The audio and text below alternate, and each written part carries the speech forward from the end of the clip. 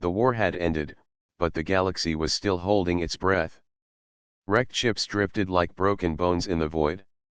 Stations and outposts were struggling to repair what was left. Among these places was a lonely repair outpost near a quiet trade route. It was not a place for soldiers or politicians. It was a place for people who worked with their hands and minds. Rin was one of them. He was a mechanic, nothing more and nothing less. His job was to keep the old ships alive. Cargo haulers, patrol crafts, mining rigs, anything that could still fly came to him when the parts failed. He did not care who owned the ship or what flag they flew. His payment was in credits, sometimes in spare parts, and most often in silence. Silence was what he liked most. The outpost was small, with a handful of technicians and guards. The war had passed it by, leaving only rumors and distant radio chatter. For Rin, that was perfect. He disliked noise, disliked orders, and disliked crowds. Every morning he woke up, tightened his gloves, and began to work on machines that did not complain or ask questions. But that night, the silence broke. The first sign was a low rumble that shook the hangar walls. The second was light, a bright streak cutting across the stars. The third was chaos, a loud crash and a shock wave that made the floor tremble. Rin's wrench rolled off the table. He frowned. Another damaged freighter, he muttered. But when he stepped outside, it was not a freighter. A small shuttle lay half buried in the sand just beyond the hangar doors. Its hull was scorched black, metal still steaming. Sparks hissed from the torn panels, and one wing was bent at an unnatural angle. The ship had no markings he could recognize, and that alone was unusual. Every vessel carried an ID code or symbol. This one was blank. Alarm sounded. The outpost guards came running, weapons ready. The head officer shouted orders, calling for medics, engineers, and scouts. But as they drew closer, the front hatch opened. Smoke spilled out, followed by a shape that made everyone stop moving. She stepped out slowly, leaning on the edge of the door for support. Her figure was tall, almost graceful even though her movements were heavy. Silver armor hung in broken pieces across her frame. A long cloak was torn and stained with dark fluid. A crown-like crest sat on her head, though cracked. Her face was sharp, marked by lines of strength and pain. The guards froze. One dropped his weapon. "Queen," someone whispered. It was not just any alien. It was the Queen of the Valrith Dominion, a name that still sent shivers through the galaxy. Her people were known for their unmatched fleets, their relentless soldiers, their ability to crush entire colonies. The war had been fought mostly because of them, and though it had ended, the scars were still fresh. To see her here, wounded and alone, was something no one expected. "Stand back," the officer barked, though his voice shook. "Do not approach her." The crew obeyed, forming a wide circle around the ship. Weapons pointed, eyes wide, everyone waited for her to speak or strike. But she did neither. She swayed on her feet, then stumbled, catching herself on the hull. Rin had been watching quietly from the back. To him, she was just another damaged thing, like a ship with a broken engine or a drone with a loose joint. He could see the burns on her armor, the way her right arm hung stiff, the faint shimmer of energy leaking from a device on her belt. "Someone get the medics," the officer said again. "They are afraid," one of the technicians whispered. Of course they were. No one wanted to be the one to step close to a queen who had commanded fleets. What if she was faking? What if this was a trap? Rin sighed. He wiped his hands on his work cloth and started walking. "Rin, what are you doing?" the officer snapped. "Going to see if she's going to collapse or break something," Rin said calmly. His tone was flat, almost bored. "And if that shuttle is going to explode, I'd like to know before it ruins my hangar." He walked past the line of guards. They shifted nervously but did not stop him. The Queen's eyes found him as he came closer. They were sharp, bright like molten silver. She seemed to measure him in an instant. Everyone else trembled, but this human did not. His steps were steady, his face calm, his eyes only glancing at her wounds before going to the damaged shuttle.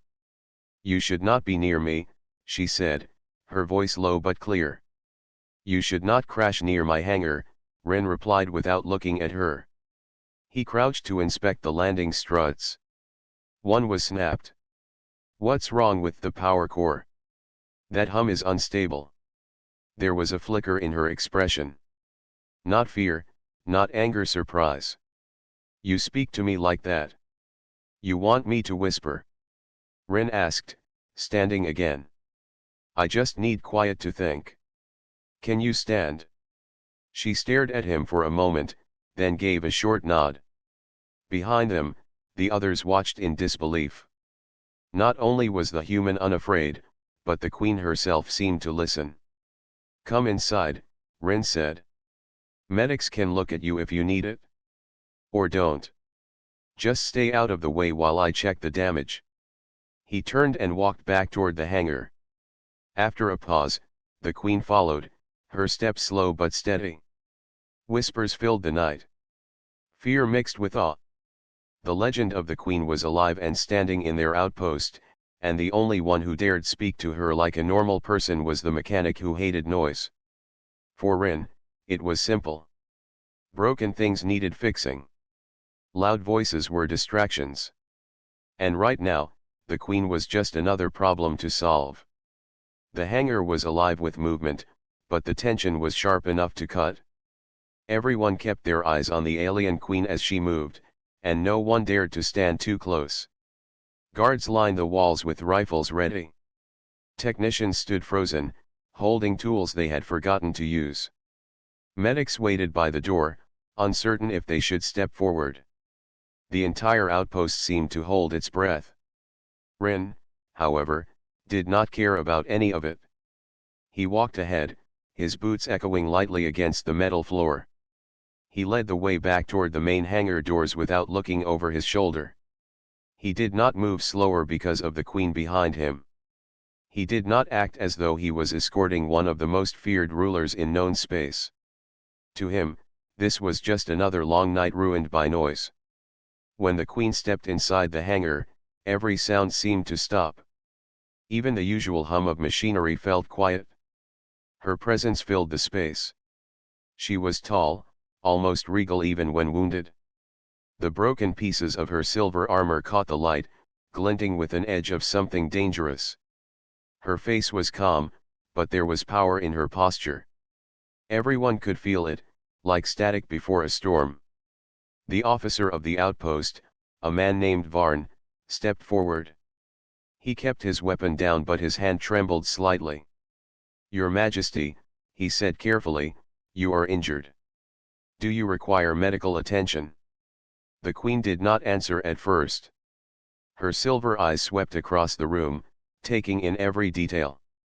When she finally spoke, her voice was cool and steady. "Your people fear me. I can see it." No one moved. Varn swallowed hard and said, "We mean no harm, but your arrival was unexpected. The war ended only months ago. We do not know why you are here." "I did not come to fight," she said. Her words were slow, as though each carried weight. "I came because I had no other place to go. My ship is damaged. My enemies know this. If I remain in open space, I will not survive." Whispers rippled through the crew. The thought that the feared Valrith Queen was being hunted was something none of them had imagined. Varn straightened, trying to show confidence. "If you are hunted, then this station is at risk." "We cannot. She is bleeding," Ren said suddenly, cutting him off. He had been crouched near the landing struts of the crashed shuttle, checking the damage. He stood now, holding a rag in one hand. "She is going to drop on the floor if you keep talking." Everyone turned to stare at him. No one interrupted the officer like that. No one spoke to the Queen like that. The Queen's gaze turned to Rin. "You are bold for a mechanic." "I am busy for a mechanic," Rin replied. "You are leaking fuel from your ship and blood from your side. Both are bad for my hangar." There was a pause, and then, to the shock of the crew, the Queen gave a faint, almost amused smile. "You care more for your floor than for your life." "Correct," Rin said, wiping his hands. "Varn, get the medics to her before she stains the deck. And tell them to stop shaking. It is distracting." The officer hesitated, then waved the medics forward. Two of them hurried toward the Queen, still nervous but unwilling to disobey. They guided her to a bench near the wall. She allowed them to check her injuries, though her eyes remained on Rin as he moved around her ship. Rin worked like the noise around him did not exist. He ran his hands over the damaged panels, checking the burns and breaks. He crouched under the hull, listening to the faint hum of the power core. He tapped a few spots, muttering under his breath about stripped wires and warped frames. The Queen finally spoke again. "You do not fear me." Rin did not look up. "You are loud and your ship is broken. That is what I see. You do not care that I once ordered fleets to burn worlds." "No," Rin said simply. "I care if your power core explodes and takes my workshop with it. That is all." There was silence after that, but it was not tense. It was curious. The Queen tilted her head slightly, watching him like someone studying a rare creature. The medics worked quickly, sealing the wounds they could. One medic whispered something about her physiology being different, but Rin ignored it. When they were done, she stood again, slower this time but steadier. "What do you want from me?" she asked, finally breaking the quiet. "Nothing," Rin said, still under the ship. "But if you want that shuttle to fly again, you will need a new engine housing, 2 plasma lines, and a lot of patience. You can sit in the corner while I work, but stay out of my way." The crew stared at him like he was insane. Varn opened his mouth to argue, but the Queen raised a hand, stopping him. "You speak as if you command me," she said softly. "No," Rin replied. "I speak as someone who does not want more noise. Sit or leave, it makes no difference to me." The Queen studied him for a moment, then did something no one expected. She sat down on a nearby crate, folding her cloak around her. She said nothing more. She just watched. The rest of the outpost seemed frozen in disbelief. Here was the most feared queen in the sector, and she was sitting quietly because a human mechanic told her to. The next morning, the hangar was quieter than usual, but the weight of the night still hung in the air. People whispered as they passed, their voices low and cautious. The alien queen was still here. She had spent the night sitting in the hangar, her back straight despite the wounds, her cloak draped around her like a shadow. Guards rotated through shifts, keeping their distance. None dared to meet her gaze. But one person moved as if nothing was unusual. Rin arrived at his usual hour, carrying a toolbox in one hand and a steaming mug in the other. His steps were even, his face calm. He barely glanced at the Queen as he walked past her and straight to the damaged shuttle. The Queen noticed. She lifted her head slightly, watching him.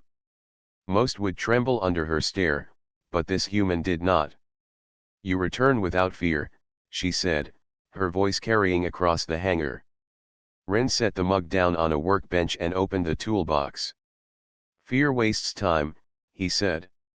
"Your shuttle will not fix itself." Her lips curved into the smallest hint of a smile. "Your people fear me. Even your officer cannot look me in the eye. Yet you speak to me as if I am another worker in your shop." "I speak to you because you are sitting near a ship that could explode if left alone," he replied, pulling out a scanner. "If you are going to stay, you should at least sit somewhere safer. That bench is too close to the fuel lines." There was a soft sound from her, almost like a short laugh. It surprised the nearby guards. The Queen of the Valrith Dominion rarely laughed, and never in front of strangers. She stood, moving with more strength than the night before. The medics had sealed most of her wounds, and though she still carried herself carefully, she was no longer on the edge of collapse. She walked closer, each step measured. "What are you scanning for?" she asked. "Damage in the main circuits," Ren said, not looking up. "Your ship took a hard landing. I am checking for breaks in the wiring." "Your tools are primitive compared to my people's," she said. "They work," he answered. "I have kept older ships flying for years. Your shuttle is no different. Metal is metal. Circuits are circuits. A break is a break. It does not matter whose hands built it." Something in his words made her pause. "You speak as if nothing is beyond repair." Ren finally looked up. His eyes were calm, steady. "Everything can be repaired. The question is how much effort you are willing to give." The Queen tilted her head. She had met many humans, but this one was strange. No fear, no need to impress, no need to gain power. He spoke only of work, as if nothing else mattered. She moved closer, standing a few feet away as he continued. "Your officer is concerned for the safety of the station," she said. "I know," Ren replied, pulling out a charred wire. "He thinks you will bring trouble. He is not wrong. Your enemies are out there, and you would not be here unless something chased you." Her expression grew thoughtful. "You are correct. My people do not know where I am. But others do. There are those who wish me dead. They are hunting me even now." Ren tightened a bolt. "Then you should not be here long. I will get this shuttle flight ready, but you must stay quiet. We do not need more attention." "You speak as if you command me," she said again, but there was no anger in her tone. "No," Ren said. "I speak as someone who likes silence." The Queen studied him, her silver eyes narrowing slightly as if reading something deeper. "Why are you not like the others? Why do you not bow? Why do you not tremble when I stand near?" "Because I do not like wasting time," Ren said. "Fear is loud. Respect is silent. If you want me to fix this shuttle, I will. If you want me to leave, I will leave. But right now, you are sitting in my workplace, and that means I work." For a moment, the hangar seemed to hold still. Even the guards shifted uneasily, unsure if the mechanic's blunt words would offend her. But the Queen only nodded. "Then work. I will not disturb you." She stepped back and watched. For the next few hours, that was all she did. She did not issue commands, did not threaten, did not demand attention. She sat quietly on a crate, her cloak drawn around her, and observed. The workers slowly returned to their duties. They still kept a distance, but seeing the Queen sitting calmly while the mechanic worked seemed to calm them as well. At one point, the officer approached Ren. "You are either brave or foolish," Varn said quietly. "I am busy," Ren replied. "If she wanted us dead, we would be dead already. Now either help me find replacement parts or get out of the way." Varn muttered something under his breath but stepped back. He could not deny the results. The Queen seemed content to stay quiet as long as Ren worked. By evening, Ren had repaired part of the shuttle's outer frame and stabilized the power core. He wiped his hands on a cloth, tired but satisfied. "It will take time," he said finally, turning to the Queen. "The ship is badly damaged. I will need to replace several components. It may not be safe to fly for a while." "I trust you will make it fly," she said. Ren raised an eyebrow. "You trust me?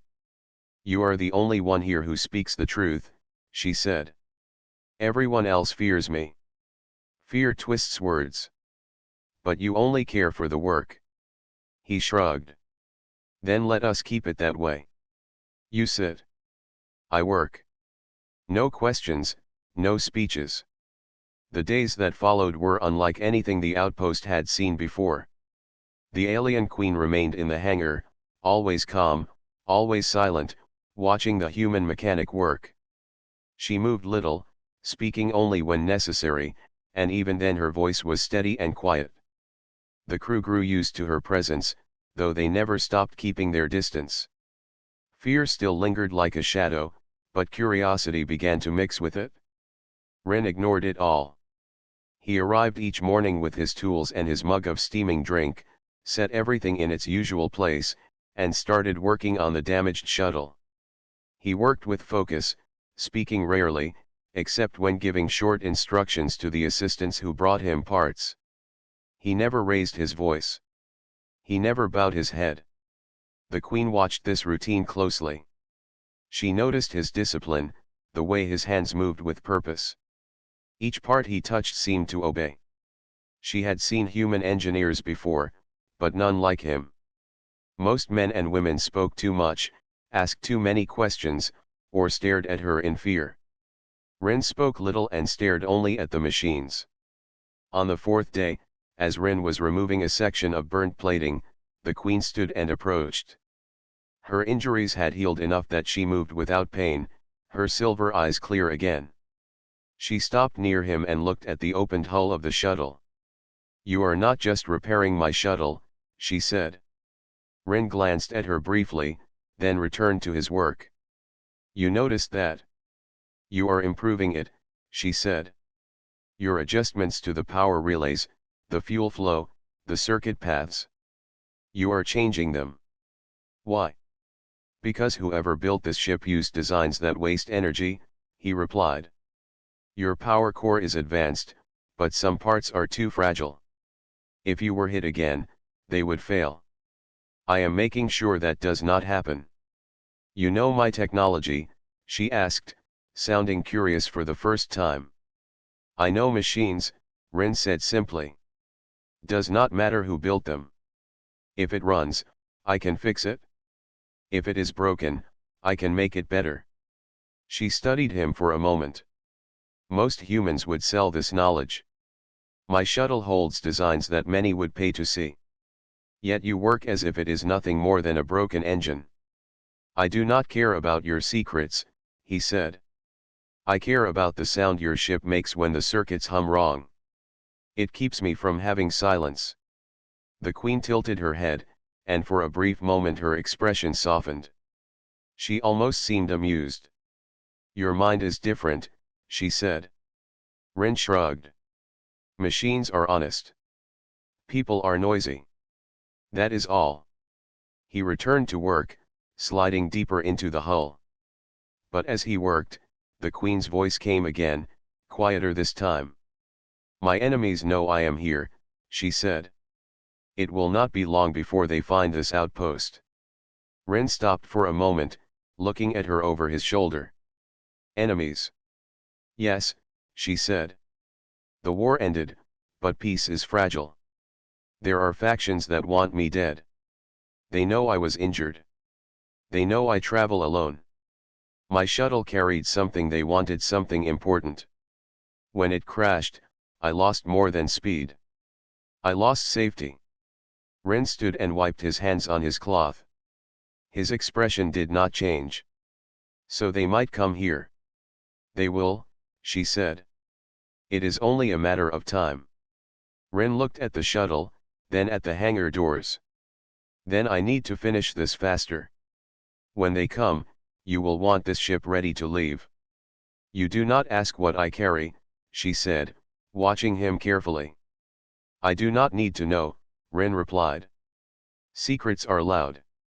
I like quiet." She studied him for a long moment. "You could sell me to them," she said. "For a fortune."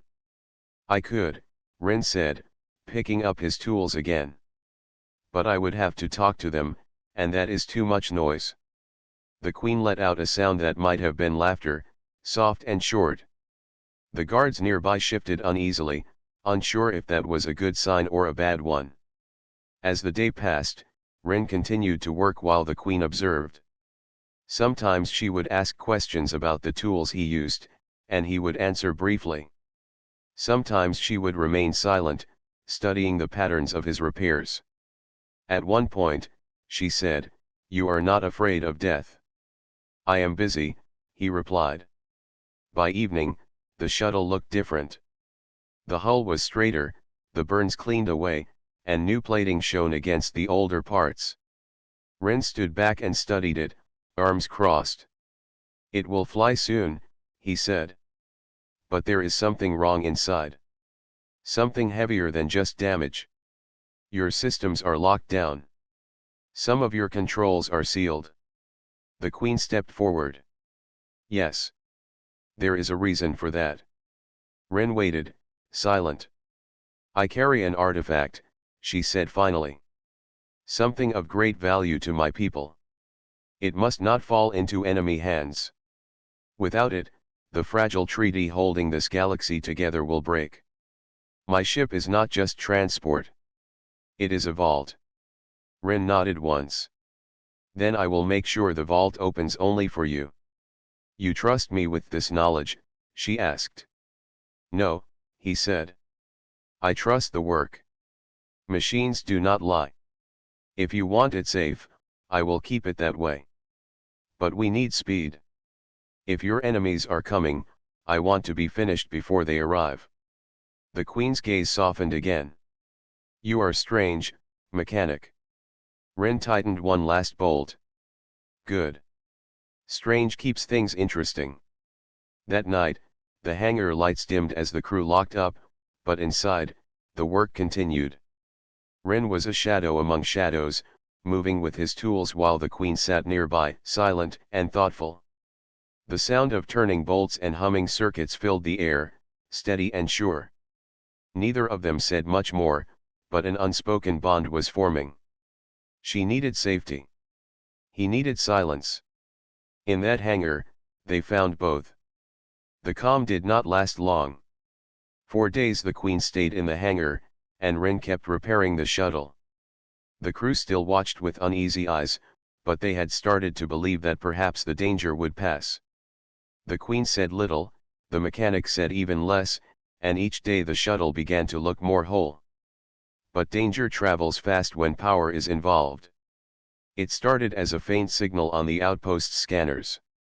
The communication officer picked it up first, a weak pulse hidden in the static of deep space. At first it looked like background noise, but then another pulse came, then another. They were coded signals, moving closer. When Varn, the officer in charge, heard the report, his face tightened. He went straight to the hangar where Ren was lying under the shuttle, his boots sticking out as he worked. The Queen was sitting nearby, her silver eyes watching the doors like a hawk. "Mechanic," Varn said. Ren slid out from under the ship. "What is it now?" "Unidentified ships on approach," Varn said. "Fast, small, no markings. Whoever they are hiding their signal. My guess is raiders or assassins. Someone has found out she is here." The Queen rose to her feet. Her expression was calm, but the tension in her shoulders told a different story. "They are coming for me," she said. It was only a matter of time. Varn's voice grew sharp. "We cannot hold this station against a serious attack. We are a repair post, not a fortress. We have a few guns, nothing more." Ren wiped his hands on a cloth, thinking. "How long before they arrive?" "An hour at most," Varn said. "Maybe less." Ren looked at the half-repaired shuttle. "Not enough time to finish. The ship will fly, but barely. It is not ready for a fight." The Queen's voice was firm. "Then we do not fight like soldiers. We fight like survivors." Ren gave her a brief look. "Survivors need tools." Without another word he walked to a corner of the hangar, opened a storage crate, and began pulling out scraps and old parts. The crew watched in confusion as he dragged out broken engines, pipes, wires, and old fuel cells. "What are you doing?" Varn asked. "Making this hangar harder to walk into," Ren said. His voice was calm, steady. Give me your extra fuel canisters. Give me every old power cell you are not using. And someone lock those doors. If they want her, they will have to come through me first. The queen studied him. You are not a soldier, she said. I am a mechanic, Rin replied. But I know machines. And I can make machines very unfriendly. In minutes the quiet hangar turned into a place of rapid movement. Under Rin's sharp instructions, the crew carried crates, welded plates, and moved equipment into place. He showed them where to set tripwires made from spare cables. He placed old fuel tanks behind barricades and rigged warning lights to broken panels. He turned maintenance drones into moving distractions, programming them to wander the halls. The queen did not sit this time. She helped where she could, moving with surprising speed for someone who had been wounded days before. She carried plates, held cables, and even gave suggestions when needed. Her people had fought wars for centuries. She knew tactics, and though she had no army here, she worked like she still commanded one. The crew, seeing their feared guest working side by side with them, began to shed some of their fear. They moved faster, following orders, trusting the strange partnership between the queen and the mechanic. The scanner officer's voice came through the comms. They are close. 5 small craft. Heat signatures suggest boarding teams. Varn's jaw tightened. Stations ready. Ren stood near the shuttle, a wrench in one hand and a data pad in the other. Shut the outer doors and keep the lights low. Make it look like no one is here. Moments later, the station shuddered. The sound of metal on metal echoed through the halls as something docked. Then came the heavy thump of boots. The crew waited in silence. The queen stood near Rin, her cloak drawn back, her silver eyes cold and sharp. They will not stop, she said softly. They will when they are too busy running, Rin answered. The first intruders arrived at the hangar doors. They cut through the locks with heat tools, the sound of hissing metal filling the air. The crew tightened their grips on their rifles. Varn barked orders under his breath. When the doors finally opened, the attackers found darkness. The hangar lights were dimmed, shadows stretching long across the floor. The first one stepped inside, scanning for movement. Then he tripped a thin wire. A sharp flash of light burst overhead as one of Rin's drones whirred to life, its bright sensors blinding the intruder. In that moment of confusion, another wire snapped, and a heavy metal panel swung down, knocking the attacker flat. Shouts filled the air as the rest of the raiders rushed forward. But they were met with more surprises. Crates toppled in their path, spilling parts that sparked and hissed. Old engines roared to life suddenly, filling the hangar with deafening noise.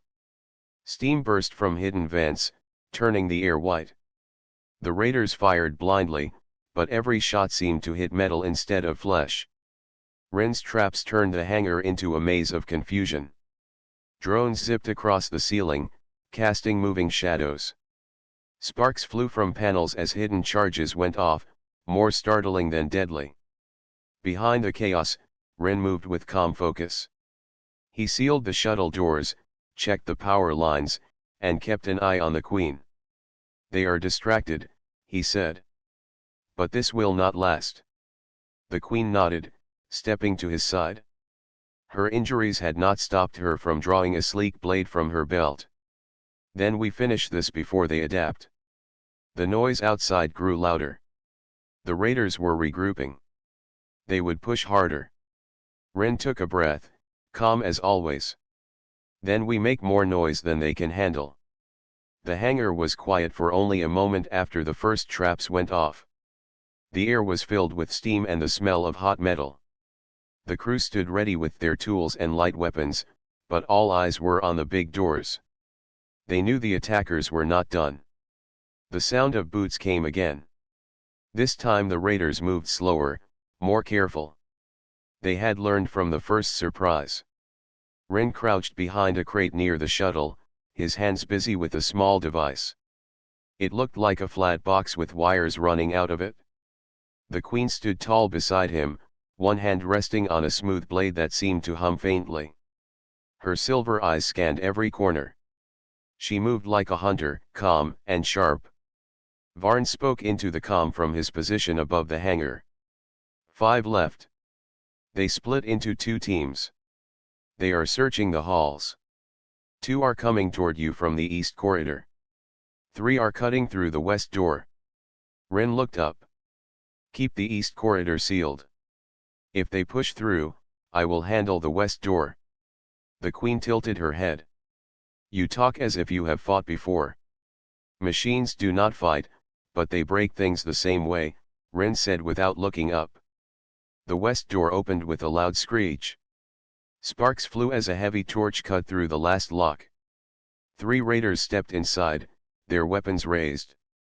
They wore dark armor, smooth and simple, built for speed. Their helmets hid their faces, but the glow of their visors showed they were ready. Ren pressed a button on his device.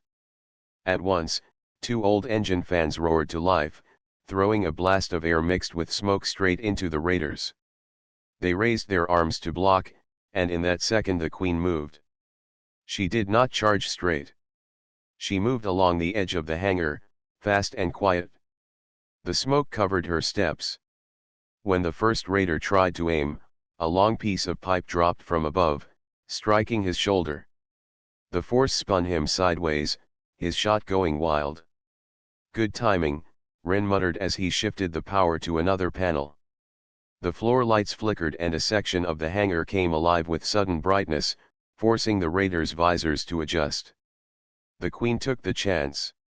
She closed the distance with speed that seemed impossible for someone still healing. Her blade moved in a blur, striking the first raider's weapon hand. The weapon clattered to the floor. She kicked it aside and spun to face the second raider. Ren did not watch her fight. His focus was on the machines. He turned off one system and powered another. Sparks flew from a wall unit, sending a shower of light across the room. He triggered a drone to drop from the ceiling, its bright sensors flashing like a flare. The second raider fired, but the shot went wide. The queen ducked low and swept his legs from under him. The third raider backed toward the door, unsure. Do not let him leave, the queen called. Ren looked at the door panel and flipped a switch. The door slammed shut with a heavy sound, sealing the exit. The third raider turned back, but now he was trapped. It did not take long. The queen moved like a storm, precise and efficient. When the fight ended, 2 lay still, stunned but alive, and the third dropped his weapon. Ren looked at the scanner. The other 2 are still in the east corridor, he said. They are close. Varn's voice came through. They are cutting power lines. They are trying to blind the station. Ren stood and wiped sweat from his forehead. Keep them busy. Do not let them cut the main line. The queen stepped near him. You are calm, she said. I like quiet, Ren replied. This is too loud for me. A sound came from the east door. It shook under a heavy strike. The last 2 raiders were here. Ren looked around the hangar quickly. Most of the traps had already been used. The crates were scattered, the smoke thinning. Not much left, he said. The queen looked at the shuttle. How much power does it have? Enough to move, Ren said. But the main engine is not stable. Why? We do not need stable, she said. We need force. Ren's eyes widened slightly, then he smiled. I see. He ran to the shuttle and pulled a panel open. Sparks jumped as he rerouted power to the front thrusters. The ship groaned, its lights flickering. The east door gave way. 2 raiders stepped in, more cautious than the others. They moved low, scanning the shadows. The queen did not wait. She stood in the open, blade ready, daring them to come. They raised their weapons, but before they could fire, Ren hit the thrusters. The shuttle roared. A blast of heated air and debris shot across the hangar. It was not a clean engine fire, but it was enough. The sudden force threw both raiders off their feet and sent tools and scraps flying. The queen moved at once, striking before they could recover. It was quick, controlled, and when it was over, the hangar was quiet again. The crew stared down from the upper platforms. They had seen every move. Some of them looked shocked, others relieved. Varn's voice came over the COMM. All raiders neutralized. We are secure. Ren powered down the shuttle, his hands steady. Check the station for damage. Make sure none of them left any surprises. The queen wiped her blade clean and looked at him. You work like a soldier, but you say you are only a mechanic. I like to fix things, Ren said. Sometimes fixing means breaking the other side first. She smiled for the first time since she had arrived. It was a small smile, but it was real. You saved my life today. Again. Ren shrugged and picked up his tools. I only wanted silence. They were too noisy. But even as he said it, the mechanic knew the fight was not over. Someone had sent those raiders. Someone knew the queen was alive. And they would not stop. The hangar was quiet after the fight, but the silence was heavy. Broken tools and scattered crates lay on the floor, and the smell of hot metal still hung in the air. Ren moved through the space, fixing what he could. He checked the power lines, the doors, the systems that had taken damage. His hands were steady, but his mind was not calm. The alien queen stood near the shuttle. She was looking at the sealed bodies of the raiders. Her silver eyes were cold, but there was a deep thought behind them. She finally spoke. They did not come by chance, she said. Someone sent them. Someone knew I was here. Ren looked up from the panel he was repairing. You are sure? Yes, she said. These were not random hunters. They moved like trained soldiers. They knew where to cut power, how to move in groups. And they came straight for me. Varn joined them from the upper platform. His fur was ruffled, and his armor was scratched, but he was alive. We checked their gear. It has no marks, no names. But the way they moved, this was organized. Someone has resources. Ren wiped his hands on a cloth and stood. Then they will come again. Maybe with more people. Maybe with stronger weapons. The queen nodded. Yes. Which is why we cannot stay. And I think I know who sent them. She looked at both of them, her face hard. It was my own court. When I was wounded, many believed me dead. But there are those who would prefer it stay that way. A queen who rises again is a threat to their power. Ren's jaw tightened. So they are trying to finish what the wound started. Yes, she said. And if they learn I have help, they will send more. For a long moment, there was no sound except the hum of the machines. Then Ren asked the only question that mattered. What do you want to do? The queen's gaze turned to the shuttle. Leave this place. But not to run. We need proof of who is behind this. We need allies who can stand with us. Varn's ears twitched. The station is not ready for another attack. Our people are few. But if we go into open space, we are exposed. They could send warships. Then we move quiet, Ren said. We do not fight where they are strong. We make them chase shadows. The queen studied him. You think like a strategist. I fix things, Ren said simply. And sometimes, fixing means taking the broken piece out before it spreads. They prepared fast. The crew cleared the hangar, moving damaged parts aside. Varn locked down the station systems to prevent any tracking signals. Ren worked on the shuttle, patching holes and sealing panels. It was not perfect, but it could fly. Before they left, the queen walked through the hangar one last time. She stopped near the place where the first raider had fallen. I will not forget this, she said quietly. Ren heard her but did not reply. He was busy loading tools. The launch was smooth. The shuttle left the hangar and slipped into the dark space beyond. Stars stretched in every direction, cold and endless. Ren took the pilot seat. Varn handled the scans. The Queen stood behind them, her hand resting on the back of the chair. "Where are we going first?" Ren asked. "There is a relay station 2 jumps from here," the Queen said. "It was loyal to me once. If it still is, we can send a message without being traced. If not, we will know they are watching." The journey was quiet. Only the hum of the engines filled the shuttle. Ren liked it that way. But even in the quiet, he could feel the weight of what they were doing. When they reached the relay station, it looked dark. Only a few lights blinked on the surface. No ships moved nearby. "This is wrong," Varn said softly. "It should not be this quiet." Ren slowed the shuttle and brought up the scans. No signals. No traffic. But the systems are active. Someone is there. The Queen stood straight, her eyes sharp. "Take us in." They docked with the station and moved inside. The halls were dim, the air stale. No voices, no crew. Only the low hum of machines.